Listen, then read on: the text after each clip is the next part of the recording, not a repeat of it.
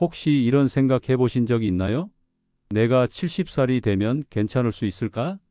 제가 30년 넘게 환자분들을 만나면서 가장 자주 들었던 말이 있습니다. 그때 알았더라면 좋았을 텐데요. 특히 70대에서 80대 어르신들이 병상에 누워 계실 때 가장 많이 하시던 말씀이었습니다. 어느 날 78세 할머니가 제게 이런 말씀을 하셨어요. 선생님, 젊을 때는 모르겠더라고요. 나이 들면 그냥 편안해질 줄 알았는데 오히려 후회만 늘어나네요.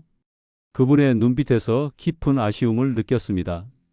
그날 밤 집에 돌아가서도 그 말씀이 계속 머릿속을 맴돌았습니다. 또 다른 할아버지는 이렇게 말씀하셨습니다. 젊을 때는 시간이 무한정 있는 줄 알았어요. 나중에 하면 되지, 나중에 하면 되지 하면서 살았더니 벌써 이 나이가 됐네요. 정말 아무것도 준비 안 하고 늙어버렸어요. 그분은 자식들에게 폐를 끼치는 게 가장 괴롭다고 하셨습니다. 그때부터 저는 궁금했습니다. 과연 어떤 것들을 가장 후회하실까? 어떤 준비를 미리 했다면 달라졌을까? 그래서 제가 만난 수많은 어르신들의 이야기를 정리해 보기 시작했습니다. 은퇴하고 시간이 흐를수록 많은 이들이 비슷한 후회를 한다고 합니다. 건강할 때는 몰랐던 것들, 바쁘다는 핑계로 미뤄두었던 것들이 결국 평생의 아쉬움으로 남게 되는 거죠. 특히 요즘처럼 100세 시대를 사는 우리에게는 더욱 중요한 문제입니다. 오늘은 그분들이 입을 모아 이야기한 죽기 전에 가장 많이 후회한 10가지를 들려드리겠습니다. 이것은 단순한 조언이 아닙니다. 실제로 인생의 마지막을 앞둔 분들의 진솔한 고백이자 우리에게 주는 소중한 교훈입니다. 혹시 나도 똑같은 실수를 반복하고 있진 않을까요? 지금 50대, 60대를 살아가고 계신 분들이라면 더욱 주의 깊게 들어보시기 바랍니다. 지금이라면 아직 바꿀 수 있습니다. 오늘 영상이 여러분의 인생 후반전을 바꾸는 계기가 되길 바라며 끝까지 함께 해주시기 바랍니다. 구독과 좋아요, 그리고 댓글로 여러분의 생각도 들려주세요. 사람은 죽음에 가까워질수록 삶의 진실에 가까워진다고 합니다. 그분들이 남긴 조언은 어떤 책보다도 어떤 강의보다도 무게가 있습니다. 특히 지금 50대에서 60대를 살아가는 분들이라면 오늘 이야기 반드시 들으셔야 합니다. 제가 직접 겪은 경험을 바탕으로 말씀드리겠습니다. 병원에서 만난 많은 어르신들 중에서도 가장 기억에 남는 분이 계십니다. 72세의 한 할아버지였는데 처음 오셨을 때는 나는 후회 없이 살았다고 당당하게 말씀하셨어요.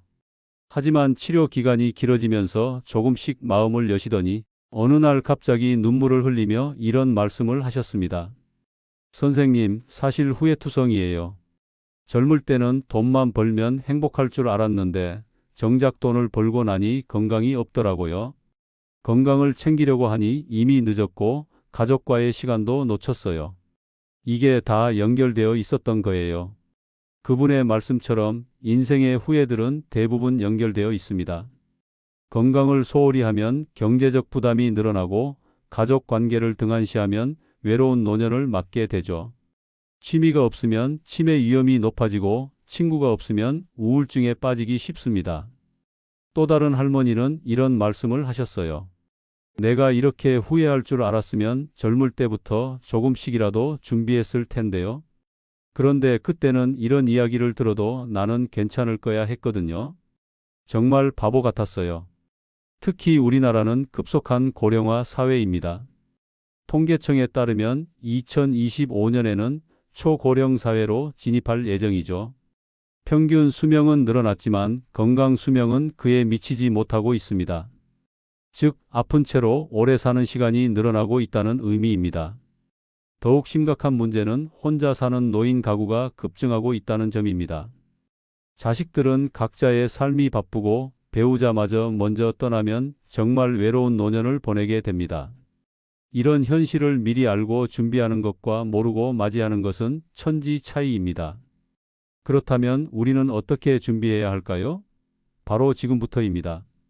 70대 어르신들의 후회를 미리 알고 준비한다면 분명히 다른 결과를 만들 수 있을 것입니다.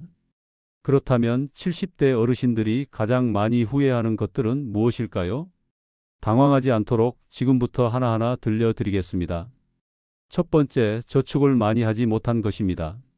많은 분들이 나는 국민연금 받으니까 괜찮을 거야 하고 생각하시지만 현실은 다릅니다. 실제로 한 할아버지가 이런 말씀을 하셨어요.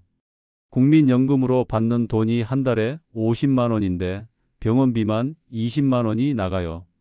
나머지 30만 원으로 어떻게 살라는 건지 모르겠어요. 은퇴 후 지출은 줄어들지 않습니다.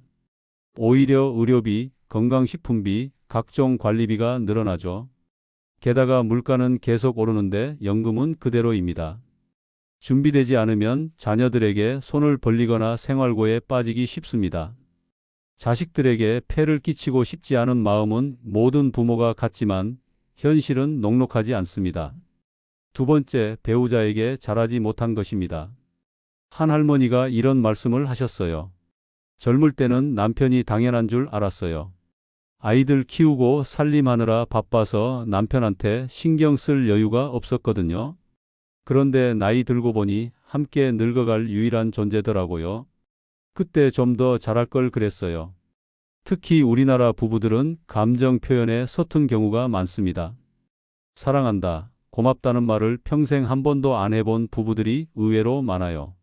자식들은 각자의 인생이 있지만 배우자는 끝까지 함께할 사람입니다. 하지만 이를 너무 늦게 깨닫는 경우가 많습니다.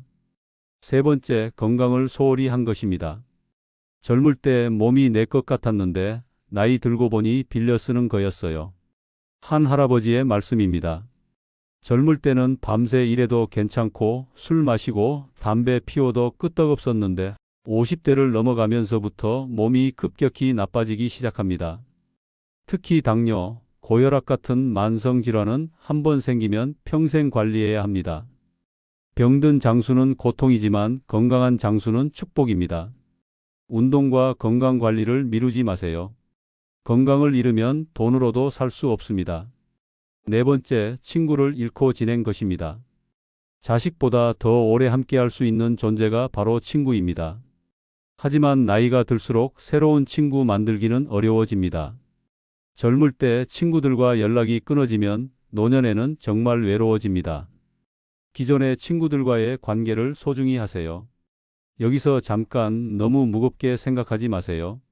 이 모든 것들을 지금부터라도 바꿀 수 있습니다. 단계별로 구체적인 방법을 알려드리겠습니다. 5분 내에 준비 가능한 현실적인 방법들입니다. 먼저 저축부터 시작해 보세요.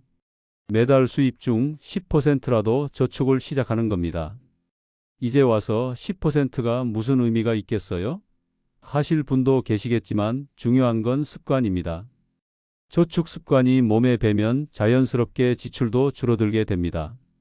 구체적으로 말씀드리면 월급이 300만 원이라면 30만 원, 200만 원이라면 20만 원을 무조건 떼어 놓으세요.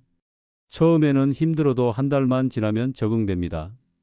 그리고 이 돈은 절대 건드리지 마세요. 없는 돈이라고 생각하는 겁니다. 배우자와의 관계는 어떨까요? 오늘부터 하루 한 번은 고마움을 표현해 보세요. 고마워, 수고했어, 사랑해 같은 간단한 말 한마디면 충분합니다.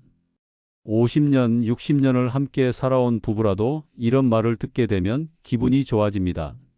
한 할머니가 이런 말씀을 하셨어요. 남편이 갑자기 고맙다고 하더라고요. 결혼하고 50년 만에 처음 들어보는 말이었어요. 그런데 그 한마디에 그동안의 서운함이 다 사라지더라고요.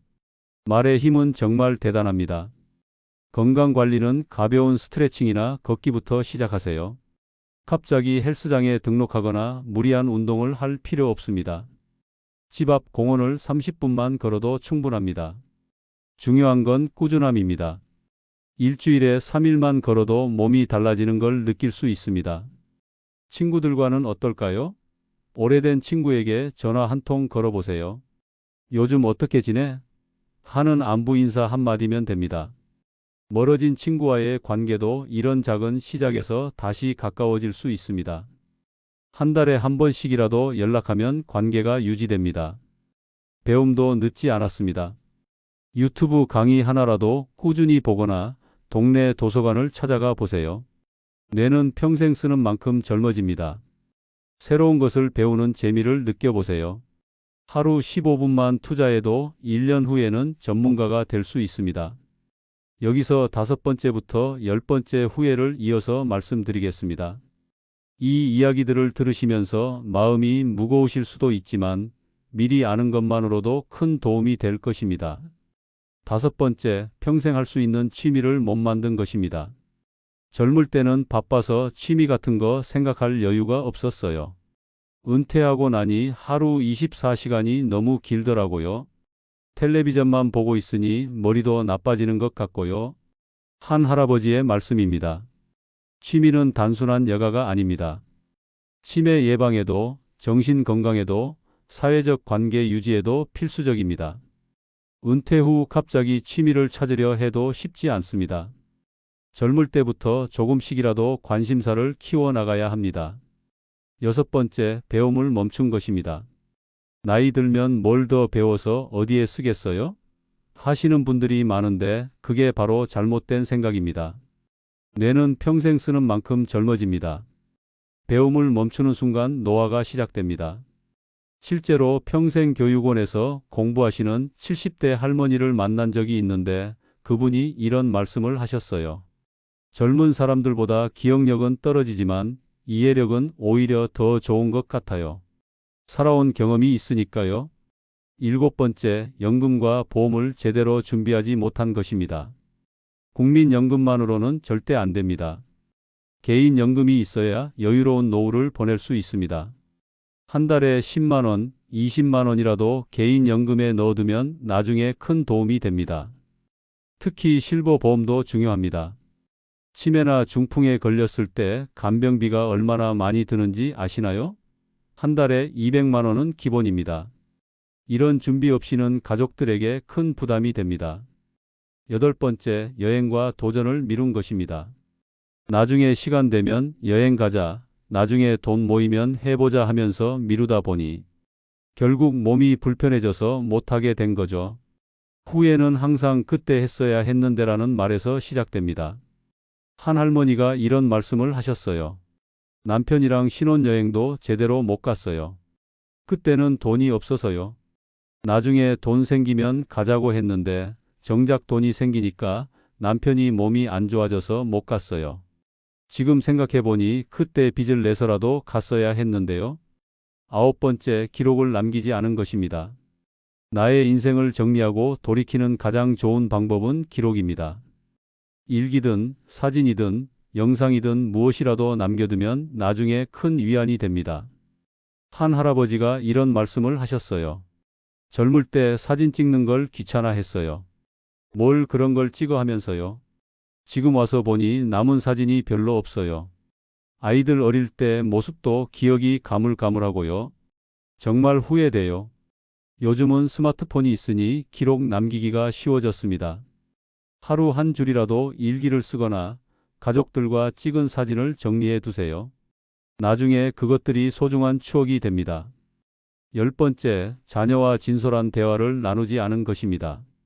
말하지 않으면 멀어지고 멀어지면 후회만 남습니다. 자녀들이 바쁘다고 해서 연락을 안 하시면 안 됩니다. 부모가 먼저 다가가야 합니다. 우리 애들은 바빠서 연락하기 미안해요 하시는 분들이 많은데 그게 바로 잘못된 생각입니다. 자식들은 부모가 연락하는 걸 귀찮아하지 않습니다. 오히려 안부를 묻는 부모의 전화를 반가워합니다. 그렇다면 우리는 어떻게 살아야 할까요? 돈보다 건강이 중요하고 명예보다 사랑이 소중하며 성취보다 평온이 더 값진 것임을 깨달아야 합니다. 하지만 이것이 돈이나 성취가 전혀 필요 없다는 뜻은 아닙니다. 균형이 중요한 거죠. 제가 만난 많은 어르신들 중에서 후회 없이 사신 분들의 공통점이 있었습니다. 바로 지금 이 순간을 소중히 여기며 사셨다는 것입니다. 미래만 바라보며 현재를 희생하지 않으셨어요. 한 할머니가 이런 말씀을 하셨습니다.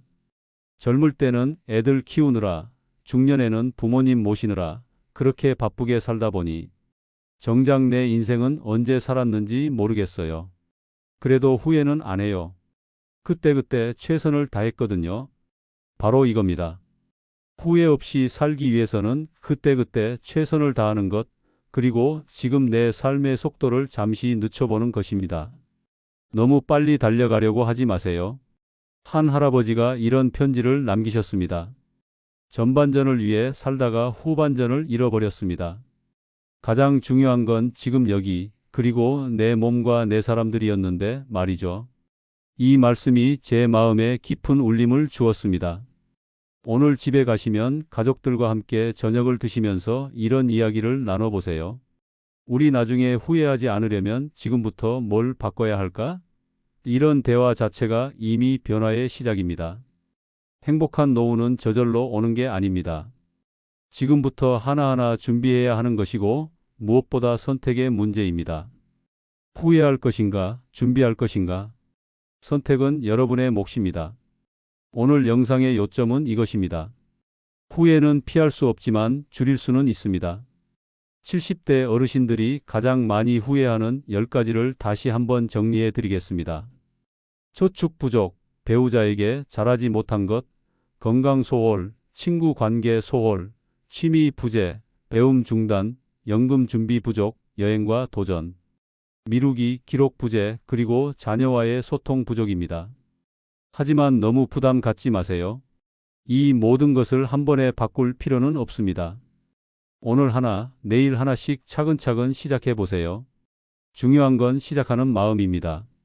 지금 이 순간부터 하나씩 바꿔보세요. 오늘 배우자에게 고마움을 표현해 보시고 내일은 오래된 친구에게 안부 전화를 해보세요. 다음 주에는 동네 한 바퀴 걸어보시고 다음 달에는 새로운 취미 하나 시작해 보세요. 죽음을 준비한다는 건 결국 사랑을 준비하는 일입니다. 나를 사랑하고 가족을 사랑하고 친구를 사랑하는 마음으로 하루하루를 소중히 살아가는 것입니다.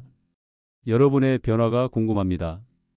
댓글로 어떤 것부터 시작하실 건지 들려주세요. 구독과 좋아요는 지혜로운 노후를 위한 작은 응원이 됩니다. 여러분 모두 후회 없는 아름다운 인생 후반전 되시기를 진심으로 바랍니다. 감사합니다.